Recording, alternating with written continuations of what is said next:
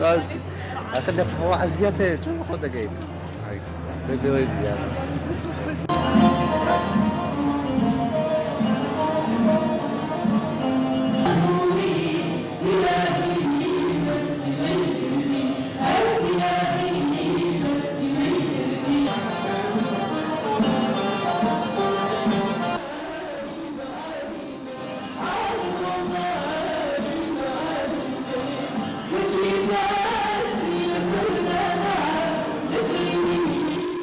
سڵاو و ڕێز بۆ بینەرانی تەلەڤیزیۆنی کۆکسات.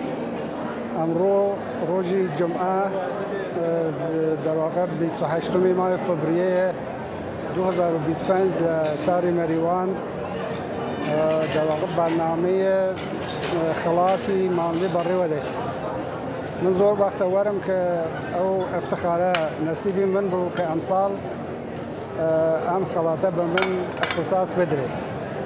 جایگای مامۆستامان لێ بۆ تەمام کوردەکان بۆ تەمام موزیسیەنان و دەواقع گوێگرانی موسیقا مەخسووسەن لە ناو کوردەکان کامڵان ئاشکار و ڕۆشنە. لەسەر مۆسیقای کوردستان و ئامێری سند کە لە سەیرە بۆ ساڵی 2022 خۆشەویست کارکاوە نەزانە کەڵا هونەرمەندهایەکی زانستی ئێمە موزیکەکەمان دەبێت هەمیشە لە موسیقی وڵاتەکەمان هەمیشە وەکو یەکدانە هەوێ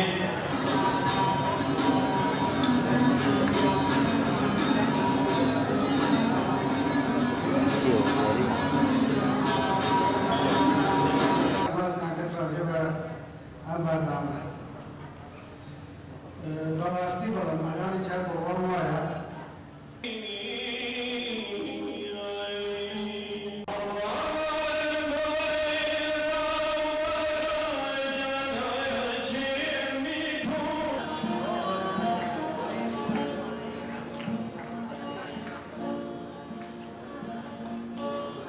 سڵاوتان لێبێ بەخێر بێن سەرچاو خۆشحاڵم کە لەگراتان بینم.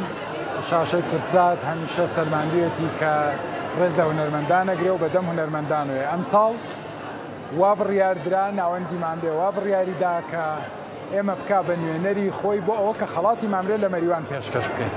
زۆر خۆشحاڵین کە بە سەرکەوتوانە توانیمان ئەو پرۆگرامە پێشکەش بکەین و توانیمان ئەو خەڵاتە مەزنە ئەو خەڵاتە گەورە کە تەنها ڕەساڵەتی ئەوەیە کە ڕێز لە هونەرمەندانی ماندووی کورد بگرێ ئەمساڵ پێشکەشی کاک عەلی ئەکبەری مورادی بکەین. پیاوێکی ماندوونەناس لە بواری موزیکی یارسان لە بواری تەمبور زۆر بەڕێزەوە پشتیوانی لێکردین و دڵی ئاوەڵای خۆی بۆ کردینەوە و تەشریفی هێنا مەریوان و خەڵاتەکەی لە ئامێزی خۆی گرت ئێمەی گەورە کرد.